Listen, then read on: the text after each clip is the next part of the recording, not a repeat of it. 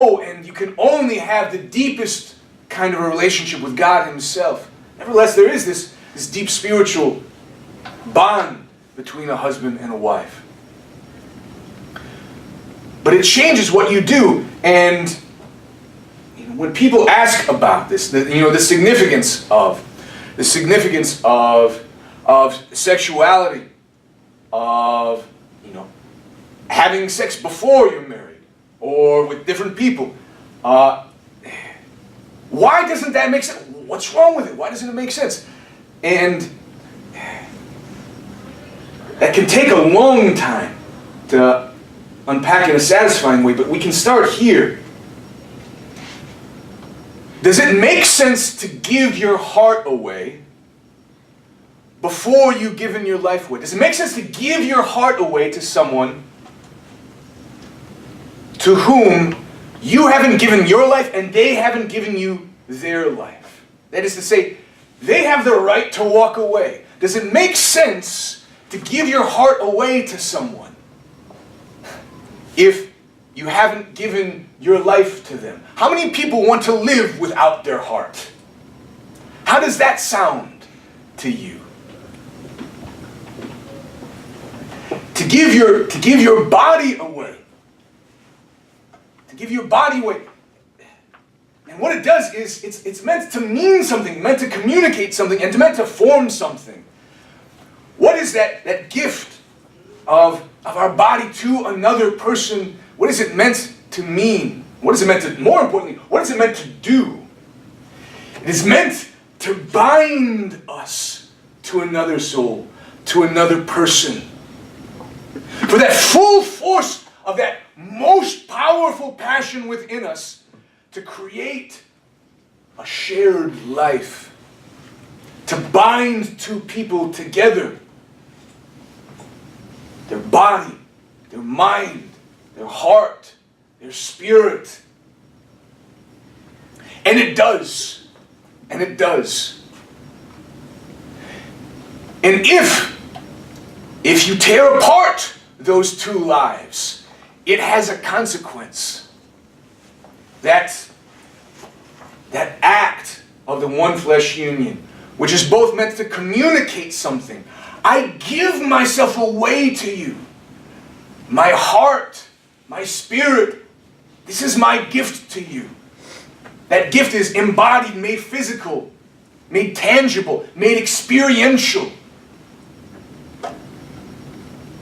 If that relationship is broken, it changes the meaning of that act. It no longer means I give myself away to you. It means, I give myself to you and to other people, and if our relationship changes, maybe to someone else as well. It's not the same reality. It's not the same gift. And everything that we do forms a habit. Everything we do forms a habit. An intellectual and mental habit, no less than a practical one. A spiritual habit. And the reason for the divine commandment to live out a chaste life before you are married, and to live out a chaste life after you are married. Chastity doesn't mean not having sex. It means living out the integrity of your sexual identity. Incidentally, there is a word. And celibacy also does not mean not having sex. In fact, celibacy just means not married. In Italy, on a man's driver's license, if he is not married, it will say celibato on it. Even if he is very far from what we would think of as celibate. The word celibate in the tradition just means unmarried. And chaste, live chastely. Chastity just means to live out in integrity, that meaning that's built into your body. Do they actually put their marital status on their license plates in Italy? I think so, yeah. Huh. Or at least they used to. Oh, driver's license. Okay. What did I say? I Maybe I misheard you. I thought you said license plate. Oh, yeah, no, sorry. License. Yeah. Does it make sense why that bond is not just meant to be indissoluble, because it's better. Because nobody gets married hoping that the marriage is going to come to an end later on. You know, nobody desires that. But not just because, you know, it's better if there's not the chaos in your life of a divorce.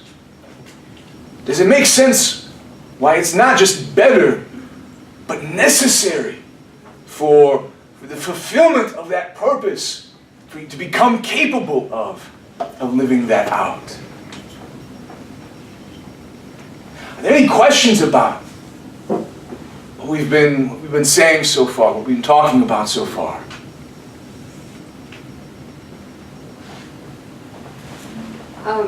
So like, how are we supposed to necessarily navigate dating if you're like not supposed to like give your heart Excellent. away without the, Let me see how much. Oh, Father Luke. Yeah. I think this might go long. Yeah. Would you mind taking confessions until I get back down there? No, I got it. Awesome. Thank you so much. How much time? Yes. Let's push through there, and let's push through to the end, and then I'm going to come back to it because that's a big deal. And I promise we'll come back to that. All right. The fecundity of the covenant.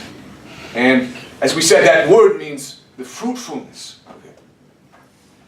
By its very nature, the institution of marriage and married love is ordered to the procreation and education of the offspring. And it is in them that it finds its crowning glory. And goes on to say that the fruitfulness of conjugal love. And again, what does conjugal mean? It means the embodied aspect of the nuptial reality, the marriage reality of humanity. The fruitfulness of conjugal love extends to the fruits of the moral, spiritual, and supernatural life that parents hand on to their children by education. Parents are the principal and first educators of their children. In this sense, the fundamental task of marriage and family is to be at the service of life. This gift that a man makes to a woman and a woman makes to a man of their very life, of their spirit, of their body, of their heart. That powerful of a body and of a shared life, it's needed. What is it needed for? It's needed to bring new human life into this world and to make it the kind of life that is human. You know, we learned the hard way in Romania. They learned what happens when children are born and begin their lives without that human affection, without being held, without being touched. For so many of them, it literally kills them. They die without that bond of a family, the bond of the love formed between them and a mother and a father.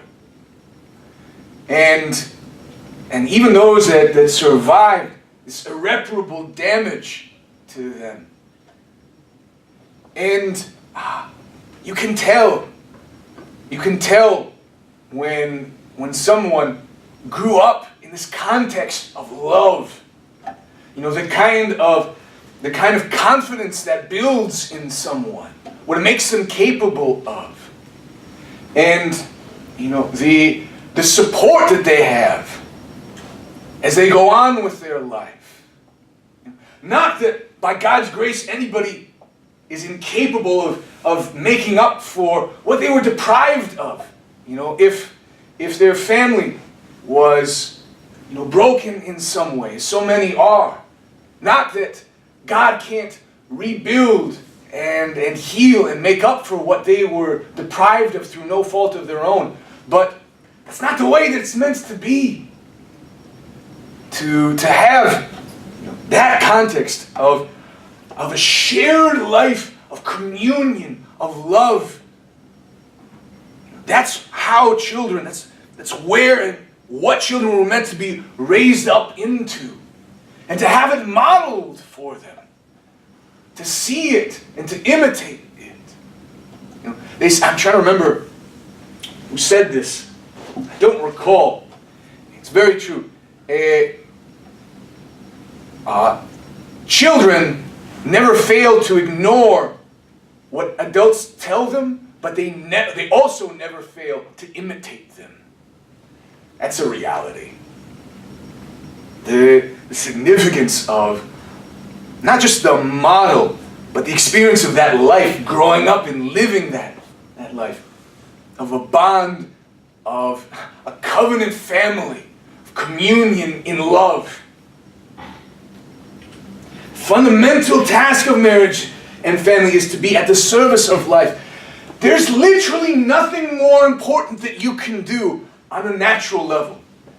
There is a supernatural level, a supernatural dimension to this world. But on a natural level, there is nothing more important that you can do than provide this kind of a life for the children that you bring into this world, to help them to grow into adults who have that, who are integrated and can be fully human in a way that we can only be if we know that the meaning and the purpose of our life is love.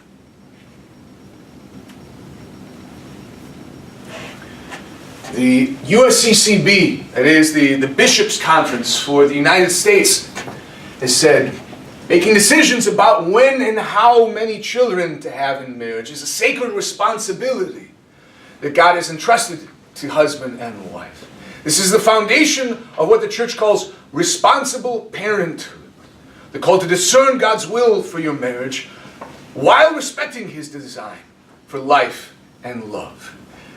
Now, it is a popular prejudice, the belief that, at least historically, even if not presently, and some people make the assumption or the accusation that even presently, that the church says the only good family is the one that, never stops having children, and has as many children as possible. This is not the case. The church calls this a responsibility and a judgment to be made. But it is also the case that, as in all of life, the way that we live out our mission, the way that we carry out the good, it makes a difference. The means makes a difference. Even if the end is the same, how we do it, the means makes a difference. Humanae Vitae was a biblical encyclical that came out it's pushing 40 years and change. And it came out after the advent of artificial contraception. The church teaches, Humanae Vitae says, it is then licit to take into account the natural rhythms immanent in the generative functions. That is to say, that there is a manner, without resorting to impediments to fecundity, to fertility. There is a way, an illicit way, a good and holy way to live out this responsibility. This responsibility, responsible parenthood, to make a judgment about when and how many children to have. Catholic Church supports the method of natural family planning also known as NFP, because they respect God's design for married love. The only authentic approach to family, because these methods can be used both to attempt or to avoid pregnancy. One of my best friends from college, when he got engaged to his wife Lisa, they were church shopping. That is to say, they were visiting different churches, not just different Catholic parishes, but different churches. Like they visited a Unitarian church. Both of them were raised Catholic. But over the course of that last year, the year of their engagement, and I spent a lot of time with them while that was going on, they started to take their faith a little bit more seriously. And it was 2 years into, they got married right before I left for seminary. It was 2 years in when I got a phone call from my friend Bob, and he told me that he had some news, and he says it's a little bit strange. It feels a little bit strange to talk to you about this, but my friend who had been church shopping, like visited a Unitarian church, 2 years before they got married. Now, 2 years after they got married, he told me that for the first 2 years of their marriage, for practical reasons, they've been practicing natural family planning, which was a bit of a surprise to me, just kind of where they were coming from.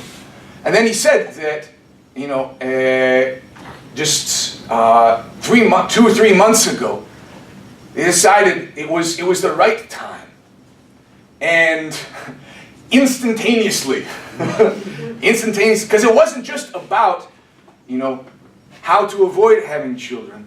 They came to understand so deeply these natural rhythms, the way that embodied life works so well that first try, able to conceive. And it's a really beautiful thing to live out. It's more demanding.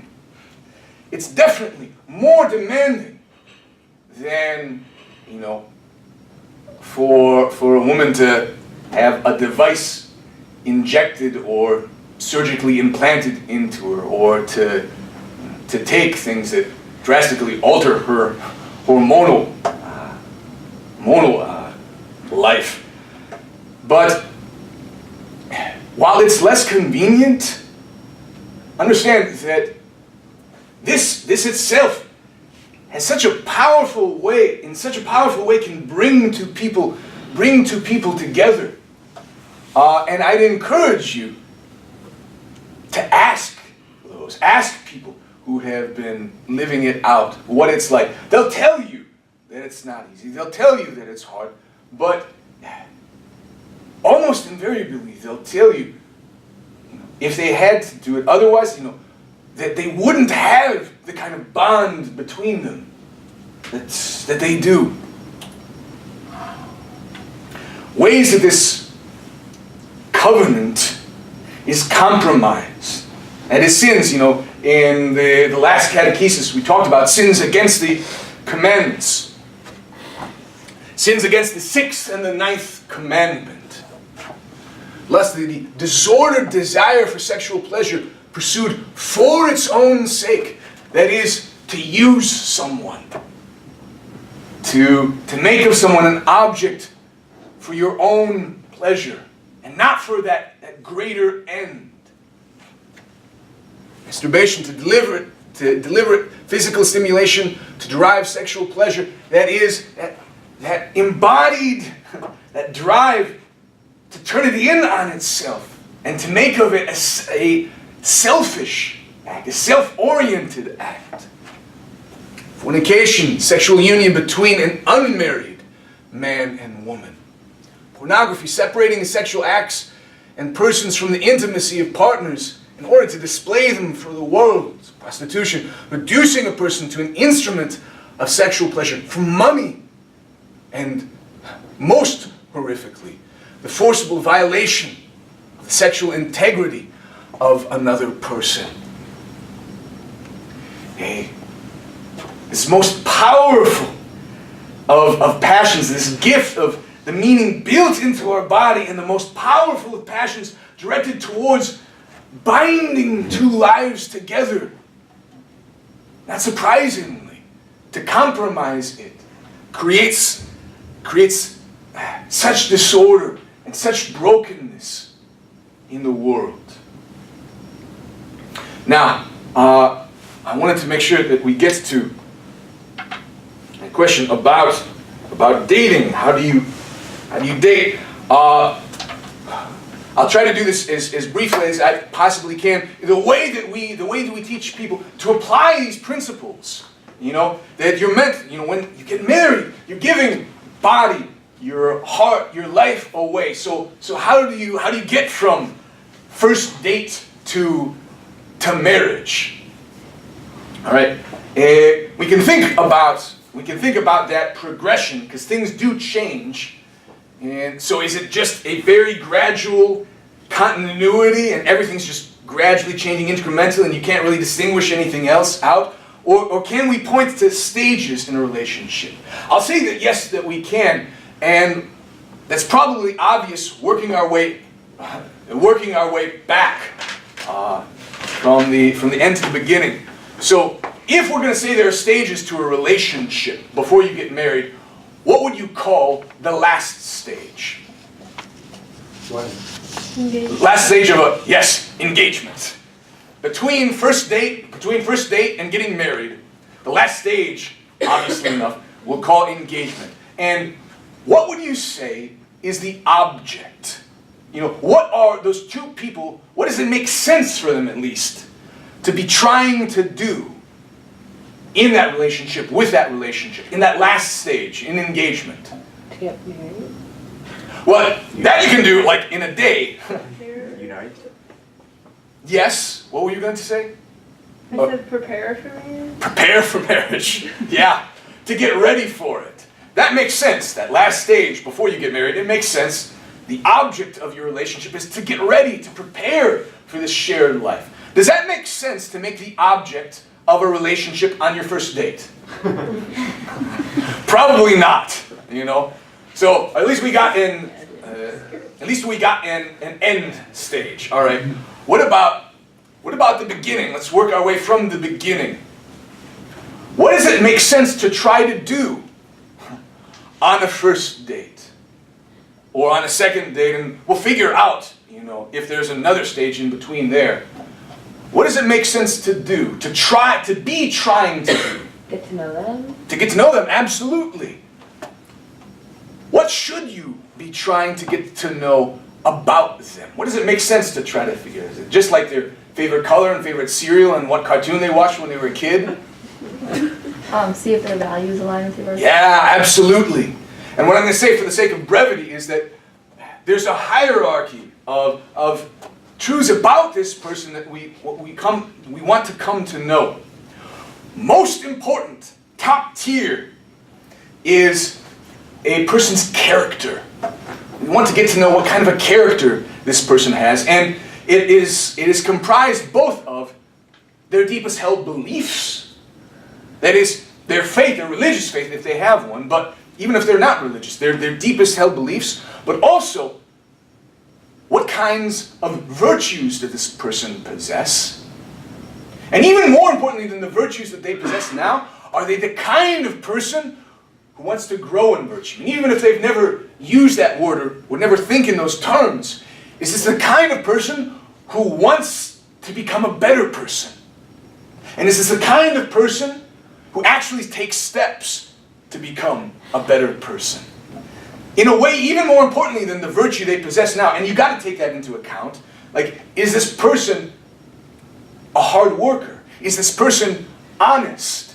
Those are important questions to ask, important things to learn about a person. But in a way, even more important than the virtue they possess is, are they on a trajectory towards greater virtue? Top tier is character. Next level down, compatibility. We are going to say, in a way, it doesn't have the same impact that a person's character has, but still essential. Compatibility, what does that mean? Compatibility on the level of personality. That is, their temperament, their humor. If you have two people, one who is like really, really extroverted and one who's really, really introverted, it's probably going to be the case that one of them is kind of miserable at any given point. These kinds of things matter. The way in which two people's personalities are consonant, not the same. It'd be really weird if you found somebody whose personality is exactly the same. I don't know how it's going to go. But also on a level of personality and on a practical level. Practical level, like, do you want to live in a faraway country, or do you want to live close to your family? Do you want to have a big family, or do you not want to have a big family? Do you want to devote, a great deal of your time to your career? Or do you want to devote more time to spending it with the family? You gotta be on the same page about this stuff. Now, obviously, that's not a question that you ask someone on a first or a second date. But it's important. It's important to find that out. And I'll say, and just as importantly, is it the case that there's something that you both enjoy doing independently? Is there at least one thing that I like to do, even if you're not here with me, and you like to do, even if I'm not there, that you can do together? That makes a big difference in a marriage. Character, compatibility, and then finally, attraction. And that you really don't need explained to you. Everybody knows the spark when they feel it. But both on, both physical attraction, but also, personality. You can be attracted to a person's personality. All right. So first stage, coming to the judgment about, is this the right kind of person for me to marry? Not, is this the right person for me to marry? Thankfully, there's more than one of them. So the stakes aren't quite as high as that. Is making the judgment, is this the right kind of person for me to marry? Coming to know this person, building a friendship, but coming to know them even on a deeper level. Coming to know, is this the right kind of person for me to marry? But, all right, here's a really good question. If you are punch drunk in love, and you know what that means, because you've seen it, probably in some of your friends, maybe you have been there. And you know what that does to the way you see the world. How good of a judgment do you think you're going to make about, is this the right kind of person for me to marry? How good of a judgment are you going to make if you're already punch drunk in love? How good of a judgment? Not very good. Probably not very good. Is this a big deal? Yes. It's a really big deal. There's probably no choice, no judgment on a natural level you're ever going to make that's as big of a deal as this. Don't do it drunk. You want to be sober while you're making this judgment. And if that's the case, then if you desire to make that judgment sober, then in that first stage, while you are dating, while you're coming to know this person, it's important to guard your heart. That is to say, to govern those emotions. And how do you do that? By limiting, most practically, in lots of different ways, by limiting the amount of time that you spend with them, the kinds of conversations, and the degree of intimacy of those kinds of conversations. Especially, how much time you spend dwelling on them. I think about them and I get this special feeling, and man, that special feeling, thing's good. Let's just think about that for the next 45 minutes while the professor is droning on. This is way better. You'll end up real quick punch drunk in love. And then all of a sudden, before you know it, wow, I used to hate monster trucks. They were the very idea of them, and now they're just the best thing in the world. That's not really you. That's not really your judgment. That's theirs. And you're punch drunk in love. But if that's the case, then in between there, because how many people do you know get engaged and they're like not excited about it? How many people do you know that get engaged and they're not like in love? Not very many people. That would be kind of weird. That doesn't really make sense. But if you're doing it in this way, you know, that last stage is about preparing to get married. First stage is about coming to know, making a judgment. Is this the right kind of person for me in marriage? Then there's an intermediate stage. And we're going to call this no man's land. Does anybody know what that phrase comes from? It comes from, if I remember correctly, during World War I, there Yes. were those trench war. Trench warfare. And where is no man's land? It's between the trenches. And what happens in no man's land? Basically, it's called that because if you went out there, then you'd basically just get killed by. You're one getting of them. shot at. You're getting shot at in no man's land. What does that mean? It's dangerous. And it's kind of funny, and I use it facetiously, but nevertheless, it's not good for the human soul to form that bond for your hearts to become one and to tear them apart. People survive, people recover, but ask yourself the question, do you want to enter into a marriage with your heart wounded and scarred? Because it will make a difference. The fewer times that happen to you, the better. If you don't want to get shot, you want to spend as little time in no man's land as possible. What does that mean? Okay, so what is it like? Guy is over here in his trench, girl is over there in her trench. When things are at their best, the way people are least likely to get shot. Now there's a reason for this, and we can talk about it at some other time if you like. In general, it's better if the guy sticks his head up out of the trench first. Actually, I can tell you this part why. Everybody knows the spark, right? The spark, all right.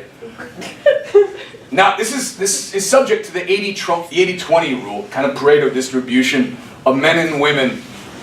And so some guys will do this too, but on the whole, girls are more likely than guys. You know, the guys experience this spark and they're like, wow, this is kind of nice, you know? And, you know, maybe they tell their friends, I met this really cute girl. Girls, when they experience the spark, are far more likely to, like, call up all of their friends now and say, get over here, and start pouring gasoline on the spark and start dancing around it.